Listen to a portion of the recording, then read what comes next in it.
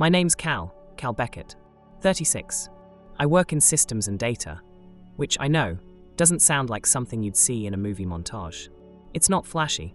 I don't wear a lab coat, and there's no exciting day in the life reel. Mostly, it's me, in front of two screens, one of them freezing occasionally, and me muttering, "Of course this broke today." But I like it. It's structured. Things either add up, or they don't. There's something comforting about clean logic, clean lines. Systems don't lie, people do.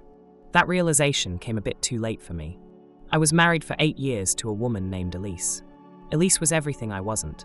Spontaneous, bright, impulsive in that charming way people envy, but would never dare try themselves. The kind of woman who booked weekend getaways without telling me until we were already halfway packed. Who rearranged the furniture at 2 a.m. because the energy felt stuck. Who bought lemons just because the color made her feel alive. That kind of vibrant. And I love that. God, I did. At least at first. People said we balanced each other out. Her spark, my calm. Her chaos, my anchor. But here's the thing about being someone's anchor. If they start resenting being still, they'll find any excuse to drift. The cracks didn't show up as yelling or door slamming. They showed up in silences. In the way her phone became an extra limb. In dinners where she scrolled through Instagram while I talked about my day, if I talked at all. It got to a point where my words felt like background noise in my own house. I used to think we were just in a rough patch. That maybe we needed a change of pace, a little vacation maybe. I suggested that once, a road trip up north. She blinked at me and said, "I think I need space." Those 4 words didn't drop like a bomb. They landed more like a quiet sentence you can't unhear. Calm on the surface, but everything just shifted. I didn't say anything for a few seconds. Just nodded, like someone who got it. Like I understood the grown-up language of boundaries and mental health and self-care. But I knew what she meant. Not yoga, not journaling, not therapy. Space from me. She framed it gently, like she always did. Said she needed to reset. That it wasn't about us, it was about her. That she'd booked a small coastal Airbnb for a week. Time to think, she said. To clear her head. I smiled. Said I understood. Packed her charger, her vitamins, even slipped her favorite cardigan into her bag. I kissed her cheek like I always did when she left for business trips, and said, "Let me know when you land." She said, "Of course," and smiled in that way that doesn't quite reach the eyes. And that night, the same night she left, I sat on the couch with the TV on mute and opened the backup account she didn't know I had. It wasn't shady, just smart. I'm the kind of guy who keeps receipts and triple checks locks. I believe in backups, of files, of bank statements, of trust. So when I started to suspect things weren't right, months ago, maybe even longer, I quietly began logging. Text logs, emails she left open, timestamps, cloud history, weird purchases on our joint card. Not obsessively, just carefully. That night, I took screenshots. Of the account, of the withdrawal patterns, of her hotel booking. Not the Airbnb she told me about, but a boutique hotel listed under a second email she didn't realize was still synced to our shared laptop. I didn't rage. I didn't throw things. I just saved them into a folder on my drive named Clarity. Because that's what it was starting to become. Not heartbreak. Not betrayal. Just truth, clear, steady and waiting. And if she needed space? Well, I was about to give her more than she asked for. It was on a Wednesday morning, the 3rd day of her little healing retreat, that I got the notification. 8:47 a.m., just as I was stirring cream into my coffee. Withdrawal, $5,000 joint checking. I blinked once, twice, then tapped into the alert and saw it. 2 other pending withdrawals, same amount. Staggered by an hour. Spread out just enough to look like payments. Just enough to not trigger a bank-level fraud check. Clever. Just not clever enough. See, Elise didn't know I had custom alerts set. I'm a systems guy, remember? I monitor patterns for a living. I trust automation more than promises. And I'd set up email triggers for any transaction over $1,000 the day. She told me she needed space. She also didn't know I'd quietly moved my direct deposit to a solo account weeks earlier. Took out my half. Left hers sitting there. Not because I was generous. Because I was curious. I wanted to see what she'd do if she thought I wasn't watching. She made her move faster than I expected. By the end of the afternoon, the joint account we'd built together, groceries, date nights, weekend getaways, that stupid espresso machine she had to have, sat at $0. Not even enough for a bus ticket. I didn't text her. Didn't call. Didn't ask, "Hey, weird question. Did a raccoon break into our finances and make 3 separate $5,000 withdrawals?" Instead, I took another sip of my now cold coffee, walked to my laptop, and logged into the private drive. The folder, Clarity. I opened a new subfolder inside it, named it Escape Fund, dropped a screenshot of the emptied account, titled it, She Went First. That night, I couldn't sleep. Not because I was heartbroken. That part had already calcified quietly over time. What I felt now wasn't pain. It was precision. I lay in bed, scrolling through her social media with the same detachment I use when combing error logs. And that's when I saw it. Her post. Camera with flash. Sunlight cutting across a sea glass balcony. A hand, hers, holding a wine glass, a silver ring flashing against the stem. Memo, finally breathing. I stared at the caption like it owed me money. Finally breathing. Those 2 words did more damage than any confession ever could. Because they weren't written in guilt. They were written in relief. Like the weight she'd been carrying was me. Like I was some fog she'd needed to escape just to see the sky again. I could have thrown the phone. Could have punched a pillow. Could have ranted into the night. But I didn't. I just clicked save on the post, screenshotted the timestamp, and dropped it into the folder under a new label. Fresh air. Then, I started digging. It didn't take long. People like Elise, they're not careful, not really. They're passionate. Rash. They forget the internet is a house made of mirrors. Within an hour, I found the hotel she was actually staying at, a boutique spot near Napa, not the Airbnb by the coast she told me about. Her confirmation number was still cached in our browser history. Rookie move. Then came the second phone number, linked to an old backup recovery email she forgot was connected to our shared Apple ID. Prepaid. Private. Sloppy. And then him. The man in mirrored sunglasses. He was in the background of one of her tagged photos, not by her, but by a friend. They'd gone wine tasting, apparently. The man was standing next to her, just slightly turned away. One arm draped casually behind her chair. No tag. No name. But there he was. And she didn't even crop him out. She wasn't finding herself. She was rehearsing a new life. One glass of Cabernet at a time. One sunlit caption at a time. And she was doing it on money she didn't earn. On trust she didn't deserve. On silence she assumed meant surrender. But here's the thing she never understood about me. Just because I don't speak doesn't mean I'm not watching.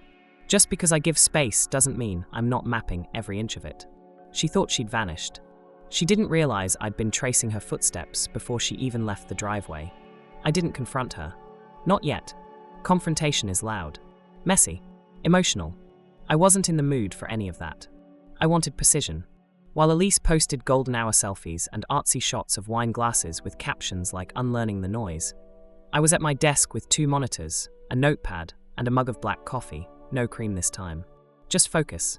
She was rediscovering herself. I was rediscovering the art of the audit. First stop, paper trail. I pulled up every digital signature, every document, every dotted line her name had ever appeared on in the last 8 years. Our lease? Joint. The car loan? Just hers, actually. She'd insisted on having it in her name for the credit building. But the funny part? She forgot that we used my credit to co-sign. That meant one thing. She didn't just drive off into the sunset. She took the payments with her. The credit card, the big one, was in my name. Always had been. She just had a copy. A shiny platinum duplicate she used like it was her birthright. Plane tickets, boutique candles, that spa weekend in Sedona she won in a raffle. Yeah, that card. She forgot. I looked up the balance. $6,800. I let out a small laugh. Not bitter. Not angry. Just entertained. Because I already knew what she didn't. She was stacking debt in my name. And she was doing it while her legal tether to me was still very much intact. She thought she was flying free. She didn't realize the cord she'd cut was still wrapped around her ankle. And I was holding the other end. So what did I do? I let her spend. Every day, I got another alert. Another 100 here. 400 there. Dinners, luxury candles, yoga retreats. A linen dress that looked like it belonged in a window display. Not on someone hiding from reality. I said nothing. Because while she burned cash, I was burning down the framework of our shared life. First, the apartment. I gave the landlord our 30-day notice. Told him we were separating. He nodded like he'd seen it all before. Probably had. Said he'd start showing the unit next week. I stripped it down room by room. Sold the couch, the record shelf, the teak coffee table she just had to have, even though we barely had room for it. I kept only what I'd brought into the marriage. My turntable, my books, the Le Creuset pot my sister gave me when I turned 30. Everything else? Sold. Donated. Deleted. Then came the accounts. I shut down the joint streaming subscriptions, the shared phone plan, the Spotify account with our couple's playlist, Goodbye Weekend Cooking Vibes. I closed the utility bills, the internet, even the grocery delivery profile she used religiously. All gone. With every click, I imagined her coming back, dropping her suitcase at the door, maybe humming, maybe tired from all that soul searching, then flipping the light switch. Nothing. Trying to charge her phone. No service. Logging into Netflix. User not found. And then the real kicker, opening the mailbox. Because by then, I'd left a single forwarding address. One tied to a P.O. box in my new building. One that only the bank, my lawyer, and the IRS had. Everything else, her name, her trail, her fingerprints on our shared life, gone. By the time I moved into the new place, a quiet one-bedroom with a south-facing window and an actual sense of peace, she was still in California, smiling under palm trees with a man who wore leather bracelets and posted cryptic poetry about wolves. I didn't care, because while she chased sunsets, I was writing the prologue to her reckoning. I didn't want revenge in the dramatic sense. I wasn't trying to ruin her. I just wanted her to know what silence feels like when it echoes back with consequences. So I waited. Not for her apology. I'd long stopped believing in that fantasy. But for the moment when her key wouldn't fit the door. When her name wouldn't unlock the account. When the version of me she left behind wasn't waiting at the table, but waiting at a courthouse. All I left her was paperwork. And a choice. She came back on a Sunday. Of course she did. Elise always liked symmetry. Always wanted the return to mirror the departure. Same day, same hour, same dramatic flourish. She expected something. A confrontation, maybe. An apology. A man waiting in the doorway with red eyes and a cracked voice. What she got was silence. And dust. The front door creaked open onto a hollow shell. No cords. No dining table. No pile of unread mail by the counter. No smell of basil from the little plant she forgot to water before she left. Nothing. Just light pouring in through uncovered windows and a single envelope placed neatly on the floor. I didn't seal it. Didn't need to. Inside, on a piece of plain white paper, I wrote, "You took the money, so I took everything else, including my peace. Just truth." She blew up my phone about 15 minutes later. At first, it was confusion. Where is everything? Are you home? Why would you do this? Then the messages turned sharp. Frantic. Self-righteous. This is emotional abuse. You abandoned me. You violated our trust. Our trust. I sat in a cafe 3 neighborhoods away, sipping my second espresso and watching the messages stack like bricks in a crumbling wall. I didn't respond. I just forwarded her one email. It was a PDF, 3 pages, organized into neat categories. Assets, accounts, liabilities, departures. A breakdown of everything she forgot to care about. Page 1. A list of all the joint accounts she tried to drain, already closed. Page 2. The debts she signed for, now hers per the separation terms. Page 3. A simple credit card statement, with one last charge in my name. A plane ticket. Not for her. For me. One way. Quiet town. No tourists. Cabin near a lake, with no Wi-Fi and a wood-burning stove. Booked and paid in full. Departure. Tomorrow morning. Subject line of the email? Balance cleared. I could almost feel the silence on her end as she opened it. That first hit of confusion, of realization that the game she thought she was playing had flipped, and she wasn't holding the cards anymore. Elise had always been good at making a mess and walking away like the house would clean itself. But this time, I had locked the door behind her. No closure, no crying, no carefully chosen words over overpriced coffee. Just a quiet ending, delivered in bullets and balance sheets. I imagined her standing there in the middle of that empty apartment, designer suitcase in hand, glowing with that sun-kissed kind of confidence that only betrayal seems to tan into a person's skin. I wondered how long she stood there before she realized it wasn't just the furniture that was gone. It was the version of me that tolerated her chaos. Gone too. People always say closure is a conversation. Sometimes, it's just an empty room and a printed receipt. She called again that night, 3 times. I didn't answer. The next morning, when When my plane took off, I watched the city shrink below me, all its noise and unfinished arguments fading into a clouded hush. She thought I'd chase her. She thought I'd be broken. But the truth is, I'd already left her, long before she ever boarded that flight to find herself. And now she could finally be alone, just like she said she needed. It's been 4 months. Not long, really. Just one season flipped over. But everything's different now. The air feels less heavy. My shoulders don't ache the same way. There's more quiet in my head. Not silence exactly, just stillness. The legal stuff's done. She tried to fight a few things, of course. Elise always thought she could outtalk logic, outdance paper trails. But courts don't care how poetic your Instagram captions are. They care about signatures, dates, receipts, deadlines. Turns out, free spirits don't do so well when the freedom runs into spreadsheets. My lawyer, older guy, matter of fact, wore the same tan blazer every time we met, looked at her documentation, then looked at me and said, she brought a yoga mat to a chess match. We didn't have to drag it out. She missed deadlines, didn't follow up on things, forgot forms. Honestly, I think she just got bored. Now, I live in a small place near the coast. Not some picture-perfect retreat. It's got creaky floors, a heater that hums too loud in the mornings, and walls painted the kind of beige that makes you second-guess your life choices. But the light? The light pours in through the windows like the sun's trying to make up for something. It hits the counter around 7:42 every morning, right when I'm standing there with my coffee. Same diner every day. Same booth if it's open. There's a guy named Luke who pours the coffee, remembers my name, asks how the sea looks today. Nobody here asks about her. Nobody here ever knew her. And that, in its own small way, is healing. I stopped checking her socials. Stopped wondering where she is. I don't want to know.